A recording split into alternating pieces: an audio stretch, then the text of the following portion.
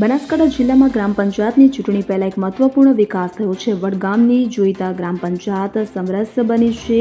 અંધારિયા group ગ્રામ પંચાયતમાંથી અલગ પડ્યા બાદ જોઈતા ગ્રામ પંચાયતનું સંચાલન મહિલાઓના હાથમાં આવ્યું છે. જોઈતા ગ્રામ પંચાયતમાં સામાન્ય મહિલા અનામત સીટ હોવાથી સરપંચ પદે મંજુલાબેન ચાવડાની વરણી કરવામાં આવી. ડેપ્યુટી સરપંચ તરીકે મનીષાબેન ચાવડાને નિયુક્ત કરવામાં આવ્યા છે. ગ્રામજનોએ ઐતિહાસિક નિર્ણય લેતા ચૂંટણી પહેલા જ સર્વસંમતિથી સરપંચ, ડેપ્યુટી સરપંચ અને વોર્ડના તમામ સભ્યોની બિનહરીફ વરણી કરી છે. આ પગલું ગ્રામ્ય વિકાસ અને સામાજિક એકતા માટે મહત્વપૂર્ણ માનવામાં આવી રહ્યું છે.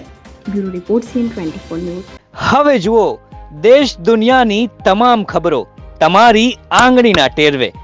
ઉઠાવો મોબાઈલ અને Google Play Store પરથી ડાઉનલોડ કરો અમારી CN24 ન્યૂઝ મોબાઈલ એપ.